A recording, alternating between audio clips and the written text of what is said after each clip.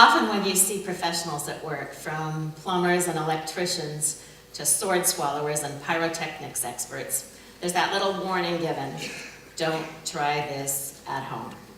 You should leave this to the professionals, the people who've had the special training, the people with the fancy letters after their names.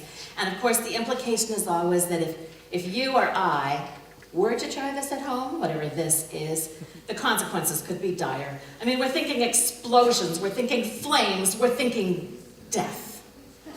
Well, I'm a professional. I'm a professional storyteller. I figure for me it's in my DNA. I had one grandmother who majored in elocution and another grandmother who was a poet and gave readings. But my own path to storytelling began when my son was in preschool, and the preschool director gave me the choice of cleaning bathrooms or telling stories. I've been on that storytelling path for a couple of decades now. And I've taken classes and workshops with some of the best. I've taught classes and workshops. I've told stories all across the country and beyond. I've won awards.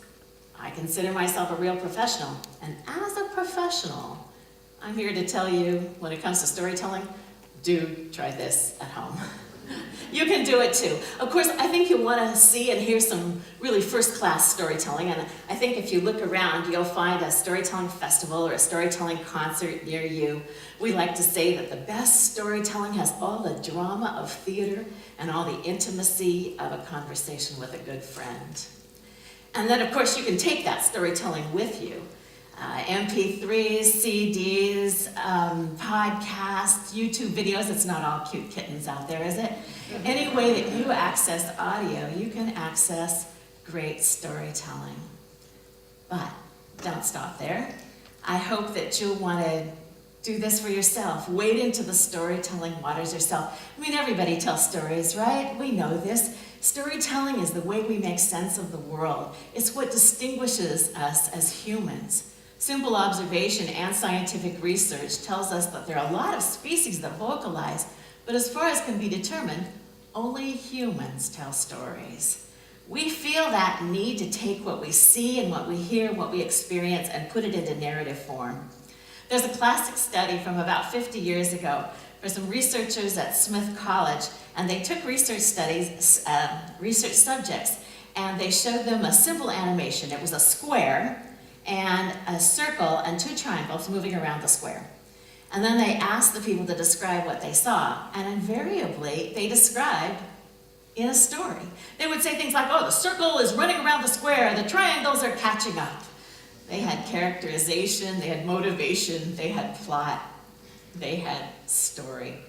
Well, let me share a few things from a growing body of research in storytelling, scientifically speaking. There's a study, pretty recent study from a university medical school that took 299 patients who had uncontrolled high blood pressure.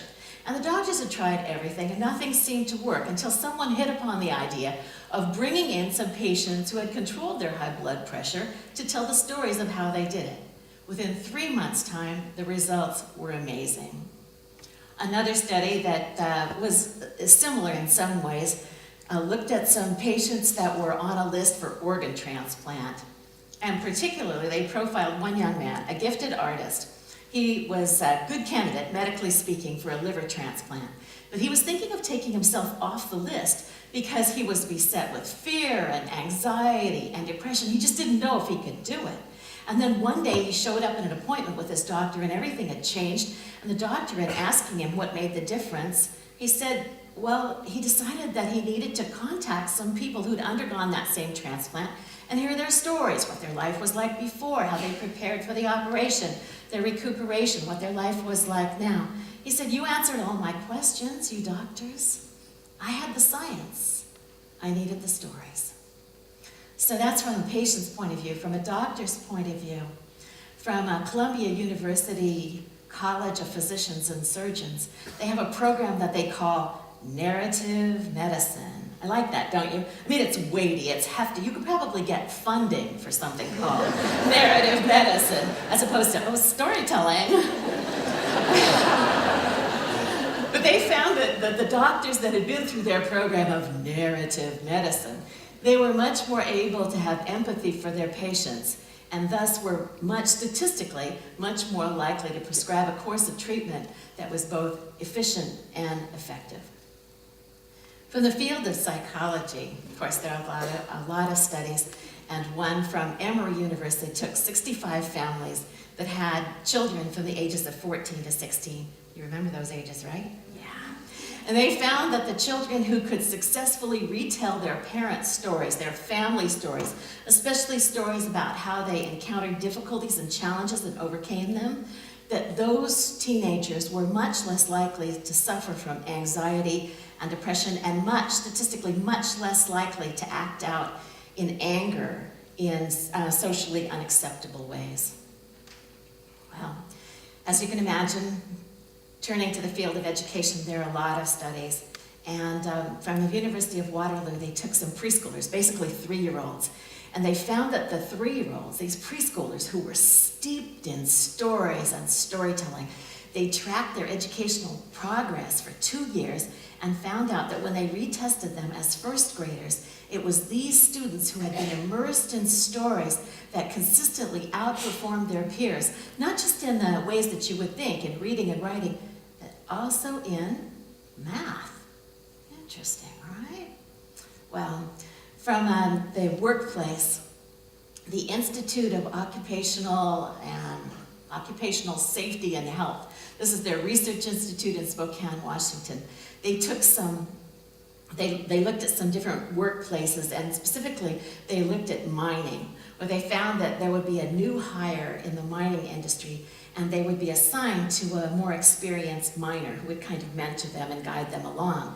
And they found that whenever that experienced miner would see the new hire violating some safety regulation, invariably something like this would happen. The experienced miner would say, "Let me tell you a story.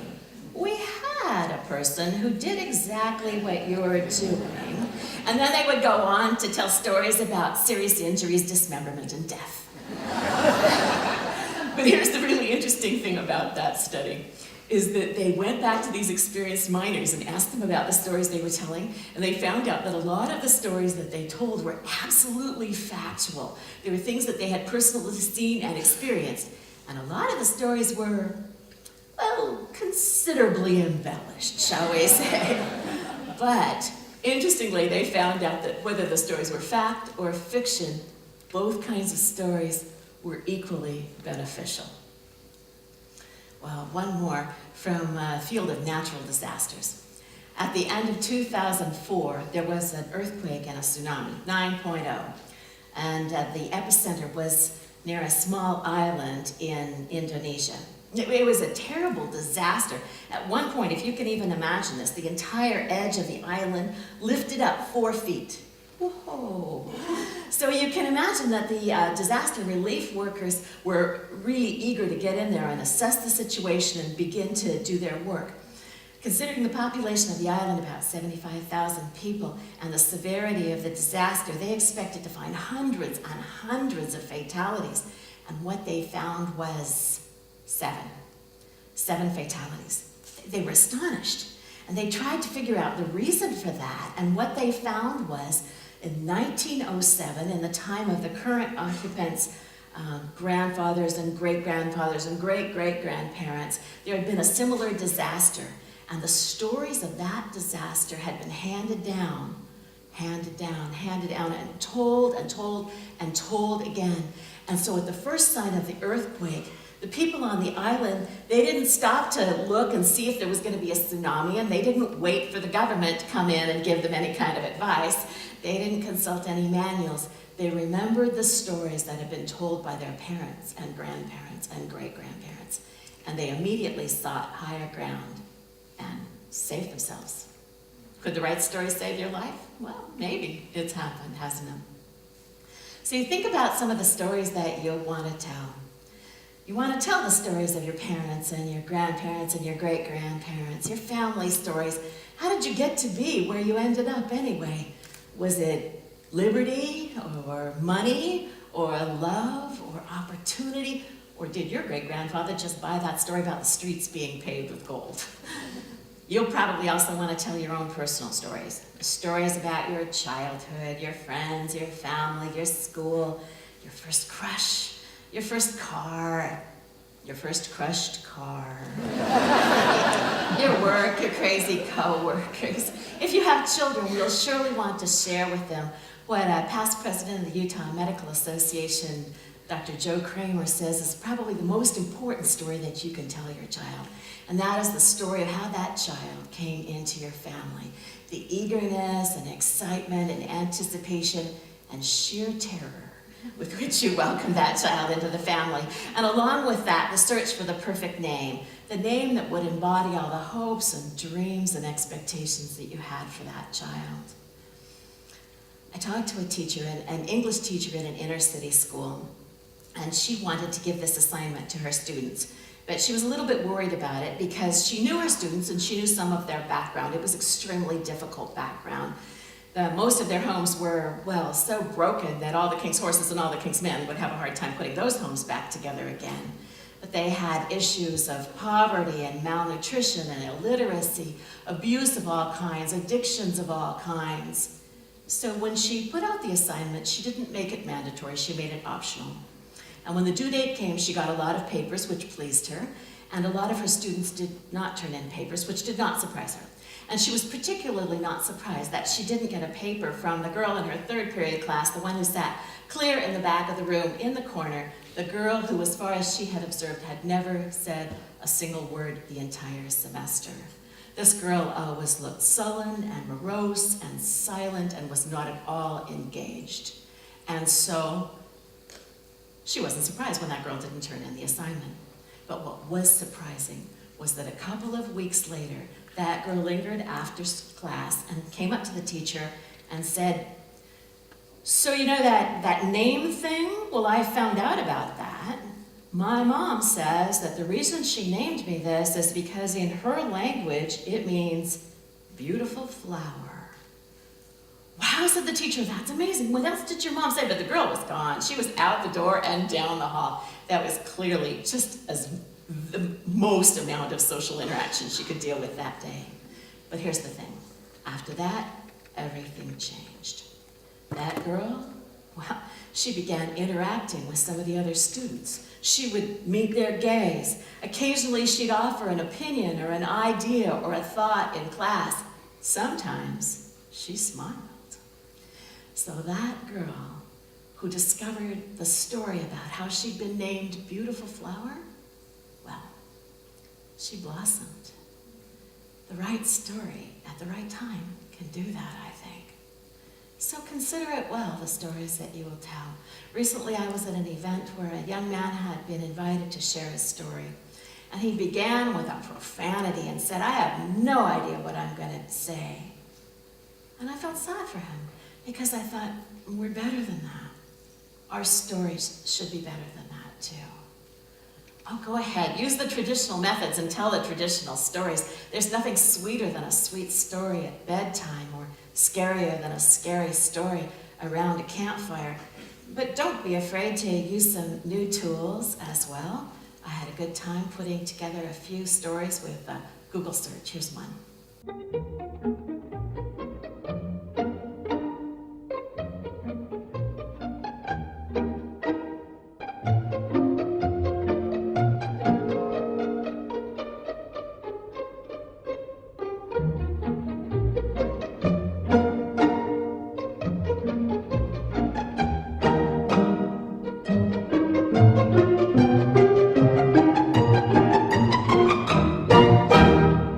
Enjoyed that.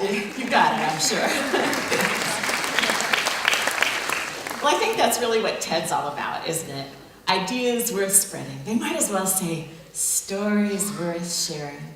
Something that'll get you out of your cubicle, away from your screen, put down that spreadsheet, and just tell stories, eye to eye, face to face, heart to heart. TED gives people, ordinary people like me, a stage and an audience in 5 minutes or 10 minutes or 18 minutes to tell stories about something we feel passionately about. So that's my 15 minutes, 14:47. And that's my passion, storytelling. Once upon a time, it's like magic. Bring some of that magic into your life with storytelling. And yes, do try this at home.